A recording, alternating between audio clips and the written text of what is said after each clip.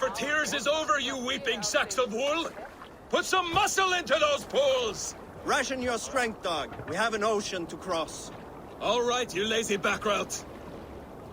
Sigurd, what's our course? The sons of Ragnar established a settlement near the coast. We set sail for that. Bragi, sing a song to lift our hood. To rouse the gods! Inspire a mighty fart from Thor to speed us on our way! An ocean lies before us, Eivor, and on its far side, a new kingdom awaits. You know England well from your travels. I spent a season in their kingdom of Mercia, a temperate land, lush and wild. By now, the sons of Ragnar will have claimed its heart. Do we mean to join their army? They will join ours. In time, all of England will know of Ravenclan and the glory we brought to that fractured land. So to England! Glory and destiny! To England! To England! For Valhalla!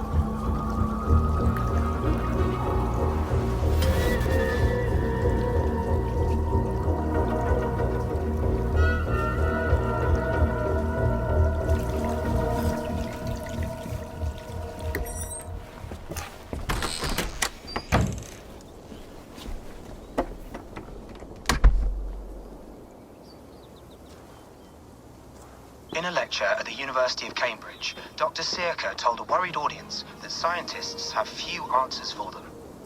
Since the mass coronal ejection of 2012, the strength of the Earth's magnetic field has increased by a factor of 50,000. This has resulted in huge disturbances in radio and satellite communications, dangerous bands of radiation around the poles, and as we can all see from our window, an aurora borealis that never burns away. Unfortunately, we are stumped as to why this is happening, and if we cannot find an answer soon, it may change the way we live, the way we communicate, even the way we evolve, forever. Dr. Sirka went on to say, Bought you more electrolytes? Oh, new and improved citrus flavor. Thanks, Sean.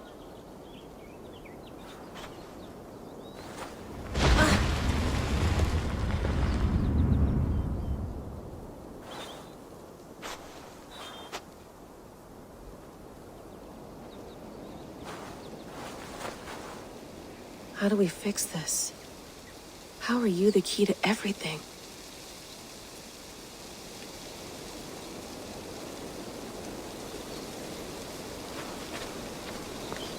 You're a long way from home, Eivor.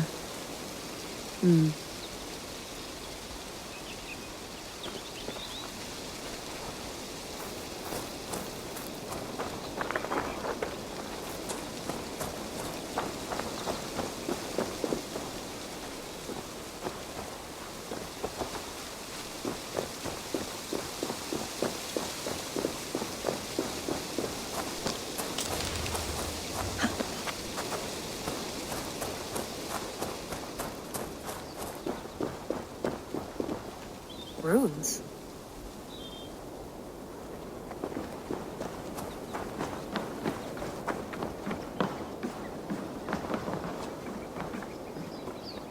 beautiful. But it's not normal.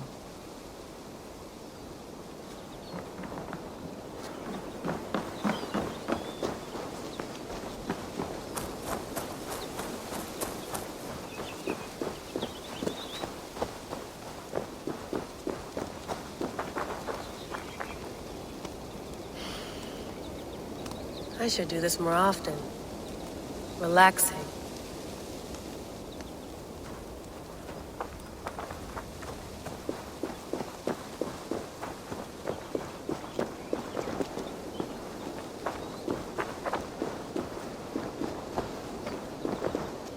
I'm not going anywhere.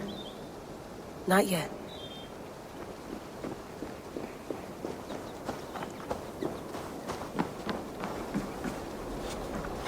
Would love to play around, but I have bigger things on my mind.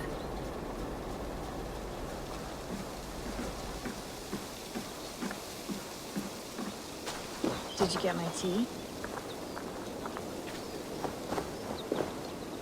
Some quality stuff here. Mint tea is not actually tea, Bex. It's an infusion. It's really just dirty, minty water. I don't care what you call it, Sean. Did you buy any? Of course I did, love. Hey, sorry about pulling you out.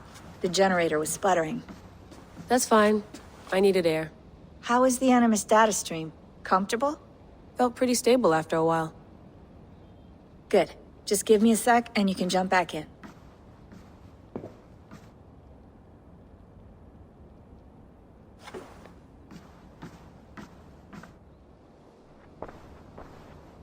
Another satellite came down.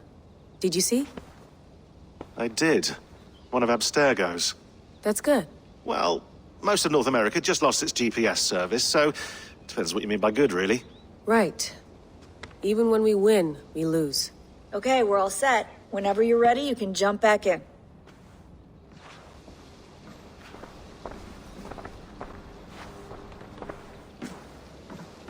That's quite nice. Soothing. You mind if I put some music on? Go for it.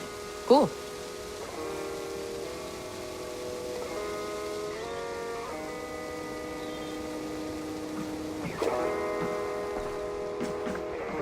Sean has been busy.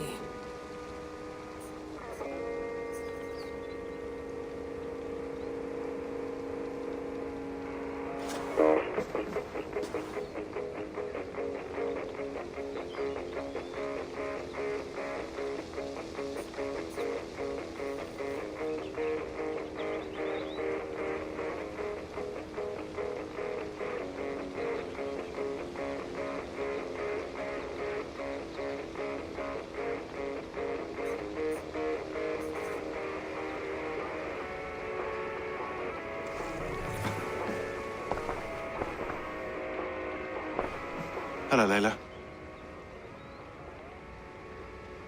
Sean, what do you make of the grave out there? Well, it overturns a few hundred years of scholarship about the first Europeans to set foot in North America. Apart from that, it's just a bunch of muddy bones, isn't it? Can we talk about this thing on my neck for a second? Ah, the mood stabilizer. Yes. It's not harmful, is it? I mean, I feel good, but I want to make sure there's no side effects. There shouldn't be. It's only blocking outside signals, a passive effect, so the staff doesn't, you know, mess with you. Sean, what happened last year, I had no control over that. I tried to resist. I understand. And your old team, maybe they don't. But we've seen that sort of thing before. Still, if you want to work with us and get to the bottom of why the world is about to end for the second time in 8 years, then you wear that thing until we say otherwise. William's orders. I know. It's not a problem.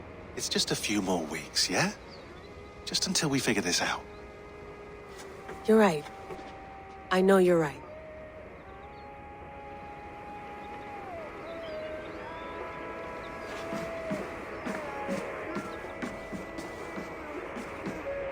You gonna put this in the fridge, Sean? Of course. In half a minute. Remember, tomatoes go on the counter, not the fridge.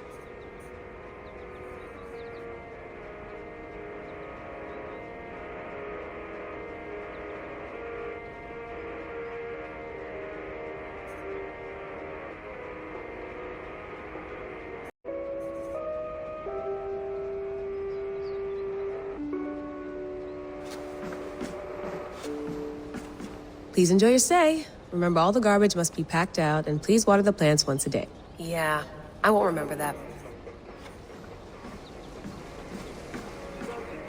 Sean, don't forget to water the plants while I'm under, okay?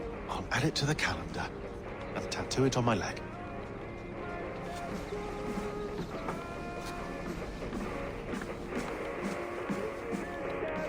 Feeling okay? Better. But I'm worried that it could happen again. The two data streams. I can't promise it won't. I barely understand it myself. It felt like two minds, fighting over one brain. It hurt like a shotgun to the head. Right. There's something about this Viking's DNA sample that feels dense, noisy. Could it be the staff? Interfering somehow? How do you mean? My headaches, my temper. They started the day I got that thing. I hope you're not making excuses for, your friend. Jesus, no. I'm not. Sorry. Just take it easy. And if you feel yourself slipping again, let us know. I'm trying. I really am.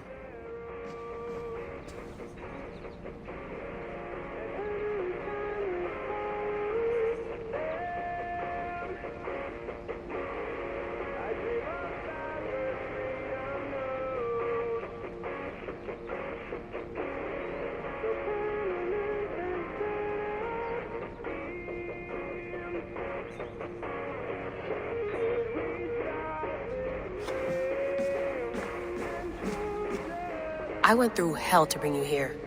It had better be worth it. Let's have a look.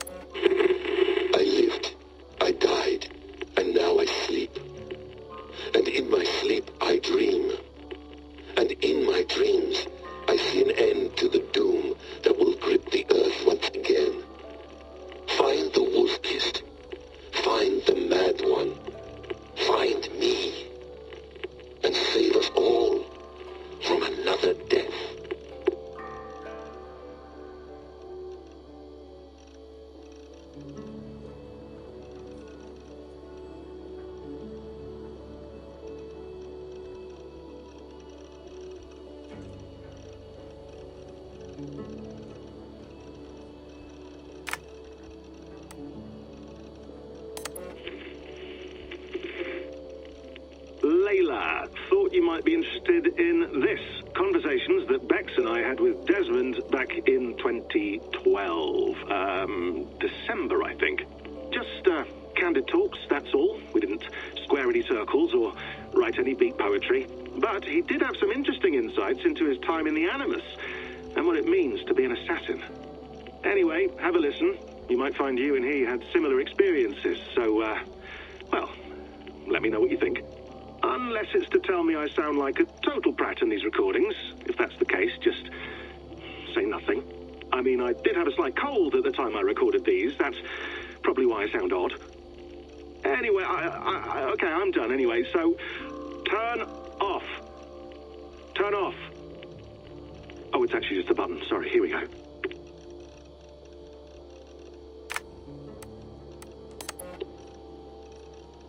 No, come on, Sean. Turn that thing off. Oh, hold on. I like what you said there. I want to get this for posterity. Say it again, nice and loud. Seriously? Sure, come on. If nothing else, it'll give me leverage with your old man. Ah, that's your angle. Nice. What I said was, I wish I hadn't been born into the Assassins. I wish I had chosen this life. Is that good enough? Sure, but why is that? Because choice is the central idea of our creed. It underpins everything, right? It's about free will. It's about seeing the evidence before you and saying, yes, this is what I want. Or, no, this isn't for me. But when you're born into a group like this, or any other, like I was, you get mixed signals. You get told over and over again, this is what we believe. These are the rules. This is reality. No deviation. And if you question it, oh, they look at you like you killed a puppy. That's hardly free will. It's a weird irony when free will is your central belief, but nobody wants you to believe otherwise. I don't know how to say it exactly, but I always thought there was something self-destructive about our creed. If free will is the most important moral guidepost we have, we should be free to ignore it. To choose submission, for example. You know what I mean? Like, we should be free to side with the Templars. If it's really my choice, I could do that. Right. It's almost self-refuting. A democracy could democratically elect a dictator or choose to get rid of democracy altogether. Within our creed is the seed of its own destruction. That's what makes it powerful, I think. And fragile. Right. The more freedom you have, the more risky it is, you know? Anyway, my dad has mellowed over the years, but he was strict when we lived on the farm. He ran a tight ship. I never got the impression that I was free to choose my path forward. Our creed, our tenets, they were drilled into my head. By the time I was a teenager, I was following these rules out of a sense of duty. This was just what we did. That happens to a lot of organizations over time. The stagnation sets in, you know? The fundamentalism. Yeah. Following the rules becomes more important than achieving whatever goal you set out for yourself. And people start to lose sight of the reason the rules exist. That's called deontology, or a form of it. Following a rule for its own sake, and not for the consequences it has. Yeah, but that feels backwards, doesn't it? Well, I think so. Following a rule is the easy part. Praying, taking a sip of wine, munching on a wafer. Rituals that give comfort. But that's just going through the motions. It makes people feel like they're doing something. When the hard work is, well, actually getting off your ass and doing something productive. I think people just want boundaries. Tight boundaries. They want to see the four walls that pen them in. I don't disagree. Anything outside that, anything that makes life more complex, that's scary. That's why I envy you. You chose this life. You went through that process, and you decided, yes, I believe in this. Sure. It didn't stop me from being an insufferable know-it-all as a teenager, but I see your point. I would have loved to have been a know-it-all. I knew nothing. Not until you guys found me. Yeah. It wasn't until I met you, and Bex and Lucy, that I knew. I knew I wanted to be an assassin. Oh, thanks, Des. Come here. Bring it in, bud. I don't normally like touching, but I'll make an exception now. I am not hugging you. You sure? Because I smell very nice today. Can you just turn that off?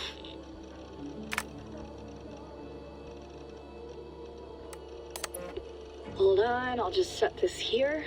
Do you guys record everything we talk about? Not everything, but you've been using the Animus so much, I thought this was a good chance to learn some things about prolonged exposure. So I'm your guinea pig. No, my guinea pigs are all dead. The Animus was too much for them to handle. Cute. Can I ask you about the bleeding effect? Any recent flashes? Any memories resurfacing? Yeah, the usual things. Ghost images of Altair and Ezio a few times a day. Nothing intrusive, just brief moments. They pass quickly, almost without me noticing. Like a figure in the corner of my eye. Or remembering a dream from the night before. I did have one extended hallucination a few days ago. It was Ezio. He was older, around the time he left Cappadocia. He was standing on the deck of a ship, alone. And through him, I could feel an intense regret or guilt. And it felt to me like he'd had a loss of faith in himself, in the creed, like he couldn't keep it up, couldn't stay true to his ideals. And as I watched him, I thought, is this the moment he decided he was done being an assassin? It felt like it. Anyway, most of my visions have been brief, lasting just a few seconds. They're like complete memories of small moments that appear suddenly out of nowhere, fully formed. It's a strange feeling. Okay, anything else? I'm starting to see Connor now, too. Though I hear his voice more often than I see him. I'm sure that will change. Oh, yeah, and yesterday, just before bed, I had a memory of being on a beach in the Caribbean with a bunch of sailors. Or maybe they were pirates. I don't know. No idea. Huh, we'll look into that. And how do you feel in general? In general? Well, I feel older, for one. Much older. And it's strangely comforting. I'm collecting the memories and skills and thoughts of so many people. I feel like I've lived a few hundred years or more. Is it possible that if I do this for too long, it'll push my own memories aside? That I'll be everyone but myself after a while? It's possible. That's called identity substitution. It's happened before, but it's rare. And someone with your background shouldn't need to worry. My background? You mean someone with my genes? My abilities? You have Isu DNA, and that lets you see things and do things and withstand traumas that other people can't. And I can suffer in ways that others can't. That's not something to be proud of. You mean the apple? Yeah. It has a pull, Bex. It tugs at my brain. It talks to me. Teases me. Drives me mad. And what I did to Lucy... God damn it. Nothing is worth the damage I did. The pain I caused. I know. But you're special. That's the point. I'm not special, Bex. I'm lucky. That's all. I understand. We're assassins. It's our creed that makes us different, not our genes, not our blood. Anyone can join us. That's true. But let's leave that aside for a second. What I want to know is, have you ever had any Isu memories resurface? Isu memories? I don't think so. I can't even begin to imagine what that would feel like. I think you'd know if you did. Maybe one day. We might be able to induce something. Jesus, let's fix the world first, okay? Before we start digging up my ancient ancestors. Deal. With my luck, I'll be related to some third-rate Isu like Sisyphus or something. Way to aim high, buddy. Hey, you gotta.